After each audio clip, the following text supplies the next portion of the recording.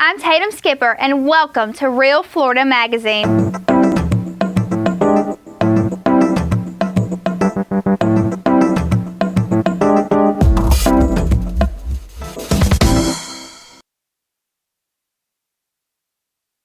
Welcome back. Still here this morning with Sunland Center. Right now with Beth Basford and Jennie and Dean. Just got done talking to Maria Johnson, talking to Jennie and Maria about the art in the park. We asked you to stay around for a little while longer because we'd kind of like to talk a little bit more about Sunland in general. And lest I not mention it 6 or 8 times in the course of the show, we really want to do an interview with your superintendent at some point. So if she's watching, hopefully she's going to see this. We will make that happen. Because she can answer a lot of the questions that that nobody else can or nobody else wants to because of confidentiality issues. So that said, though, Sunland is a huge part of Jackson County on many levels. From the economic engine part of Jackson County, economic development, I would dare say you guys are the largest single employer in Jackson County. Is that fair to say? Yes, it is. Yes, it is. We have over 1,000 employees that work at Sunland and also at our campus in Chattahoochee. So the two combined make up Sunland Center. We're part of the Agency for Persons with Disabilities, and we certainly offer many employment opportunities for our people. Yeah. Now, you say 1,000 employees between the two centers? Yes, sir. And how many residents? We have 391 residents. So a 3-to-1 ratio, staff to resident. That's pretty strong. Yes, sir. And I know a lot of those are support personnel or administration that don't work hands-on, but nonetheless, it's still better than a 3-to-1 ratio. That's really good to hear. It may have been you that pointed out the last time that you were here that it wasn't that many years ago that the ratio was the same but reversed, so that there were 3 residents for every staffer. Was that correct? Yes, sir. That was correct. But the population has been reduced from what it was in previous years when the facility first opened. But for the last 15 or more years, we've kept the population in the 300s. And don't you think that that's probably in response to the need for more of that hands-on, in many cases one-on-one interaction? And not only that, but the swing of that pendulum from the almost incarceration environment to more of the instructional and teaching environment. And I would imagine that has a lot to do with that change. It does. And for the people in the community that don't know a lot about Sunland, I think they would be really surprised to see that Sunland is actually a community in and of itself. It's a beautiful campus. We have over 500 acres. This time of year especially is beautiful. We have azaleas blooming, and it's just a very relaxed atmosphere when you come in to the gate. It's not at all what people would think as an institution might be. It is a community. We have a ranch there. We have work When you sites. say ranch, the horse ranch? We do have horses. Our residents have opportunities to work at the ranch. They can do some gardening. We have chickens, horses. We have a therapeutic equine program for residents, which is a great opportunity, especially for individuals with autism. Yeah, that interaction. But for many years now, we've been saying that for people in nursing facilities, for instance, that bringing animals in, pets, and especially young children coming in with those pets is a very therapeutic thing. So that makes sense that would transfer over. Over 500 acres. We talk about the environmental park very often because that's the place or the grounds upon which you have the Fall Festival, the upcoming art in the park. What is the actual size of that chunk of land? Do you know? Oh, goodness. I really don't know the acreage of the park. It's a big place. It is a big place. We have the main pavilion there. If you're familiar at all with Fall Festival, you'll know that. We also have a couple of other stages where we have live entertainment for the Fall Festival. We have what we call Center Stage, which is an open air amphitheater type environment. Then we have another stage we call pavilion by the pond. We have a little pond on that side, so it kind of... Is that the uncovered stage with the backdrop behind it that the children perform on during Fall Well, we Festival? moved that. That was platform by the pond, and it's right there at the pond, but we went to a pavilion on the other side of the pond just because of logistics with center stage and the platform. They kind of competed with each other with the sound, but it's in the same vicinity, just on the backside. And very nice. So the grounds themselves are pretty impressive. You have not, they didn't go in there and strip the land and then start building. They worked around the natural environment. Yes, sir. Lots of trees. The contour of the land is pretty much the way that it was from the start.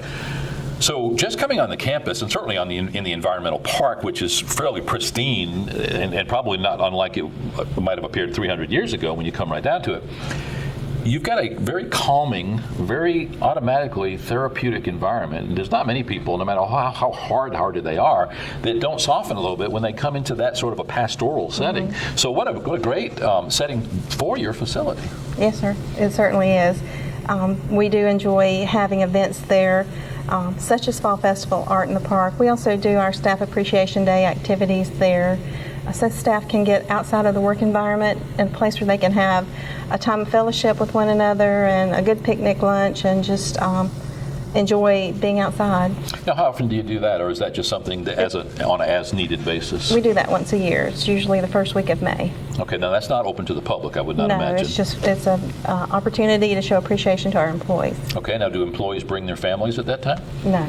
Okay. No, it's just employees. So it truly is all of the people who ordinarily on a day-to-day basis may or may not see each other, but all who work together on that campus, but in an environment now at a time when they're kind of off the clock, they can let their hair down a little bit, they can relax and have that fellowship. I would imagine that in itself is therapeutic for the staff. It is. It really is. In the last several years, we've added some new aspects to that event where we'll have, we've had 5K walk run, we've had tug of war, which was a real popular event. Probably one of the biggest things that I think the staff have enjoyed out there is doing the horseshoe tournament. So we have a traveling trophy now that staff enjoy competing for.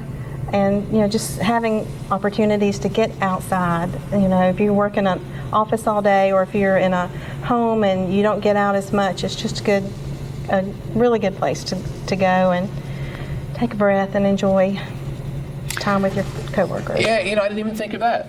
If you work there on a daily basis, no matter how beautiful the settings, it's still going to work. Yes. And along with that goes all of the baggage that goes along with anybody having to go to work on a regular basis every day.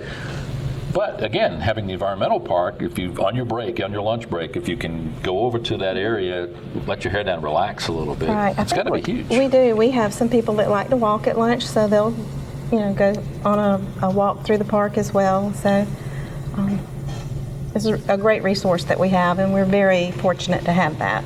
We kind of put the cart before the horse, kind of jumped into the conversation. Tell us a little bit about what you do, Beth. What's your job description? What do you actually do? I work in the superintendent's office. I'm the communications coordinator at Sunland.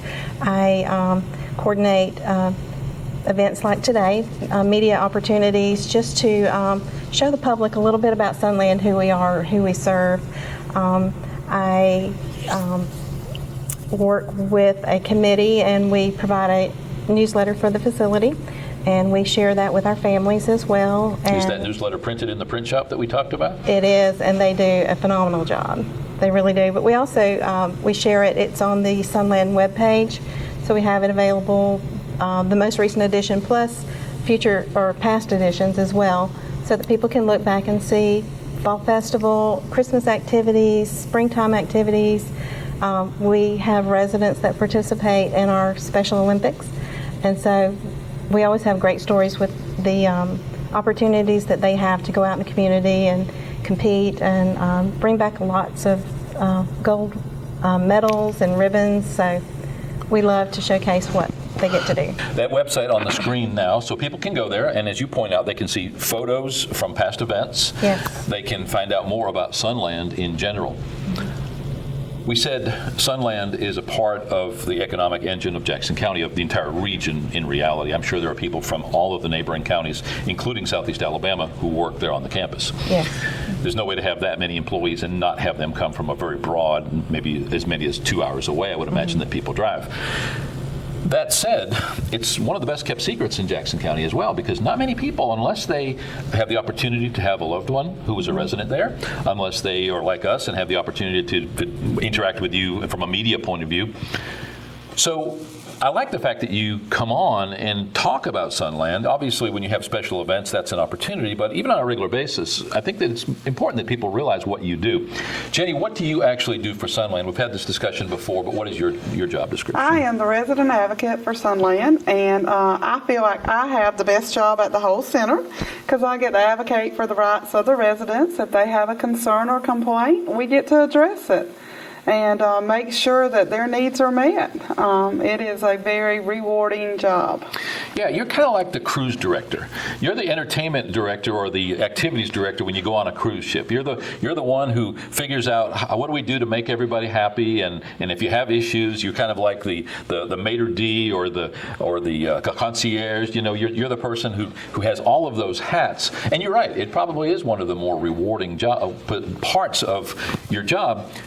What's one of the challenges of your job, though? I know it's not all peaches and cream. I know it's a job, and you deal with things every day that are less than favorable. But what are some of the challenges of your job? Well, I would say I don't have any challenges that I can't fulfill, and I love my job, and whatever the issue is that the resident is facing, we can always get a resolution, and they're always happy, and that's what's important. Yeah, absolutely. We've had the opportunity to have Clint Cox, to have you and Beth and Maria Johnson. We've had who was the other gentleman that came over with you last time? James Godwin. James Godwin came over. Well, what I like about my job, frankly, is that I get to meet a lot of people, but that sort of spills over. It's not just a matter of talking head here, you know, we talk about what we talk about, but those relationships generally are able to germinate into other things. You smile an awful lot. I can't imagine that Sunland could find anybody who cares more or who enjoys more what you do for Sunland. You came over and talked about the Fall Festival. That was huge this year. We haven't had a chance to talk subsequent to the event. You guys came over, you, James, and Clint came over to talk about the upcoming Fall Festival at the time. You guys hit a home run. That was the biggest one I've ever seen. Do they seem to get bigger every year? Or is that just me getting older and maybe shrinking a little bit and everything appears bigger than life? I think every year they're growing. I think we had in excess of 8,000 people there this year was estimated. And it is just a huge, huge event for the community. We draw crowds from the tri-state areas. And it's just a phenomenal event, and it just keeps growing. And we're just thrilled to be able to have these events on Sunland campus and showcase the opportunities that we have at Sunland. Beth, I know that that's a busy time for you, obviously from a media point of view. Yeah. Talk a little bit about that process from the time that you guys say, okay, we're getting ready for Fall Festival, and that's probably the day after Fall Festival, I would imagine, according to the size of it. Talk a little bit about the process that you go through to prepare for that next one. Well, it really is. Sunland's been doing this so long. I think we're coming up on our 38th annual Fall Festival. So Sunland has a rich history with putting on the event, and I would say we do it very well, and it's almost just like clockwork. People know what to do, but we do start planning way in advance. James Godwin, who is the director of Centralized Support Services, actually coordinates the event. We usually start at least 6 months or more in advance, looking at scheduling, preparing for vendors. Every year we have new vendors that come, but we have people that have been coming to Sunland to the Fall Festival probably 30 out of those 38 years. They keep coming back because it is a great opportunity for them to showcase what they have to sell. People in the community come in looking, where's the person that sells the cutouts that you put in your yard at Christmas, so they're looking for those, or where's the person that's selling the turkey legs, and that's Sunland. We sell the turkey legs. It's a big deal.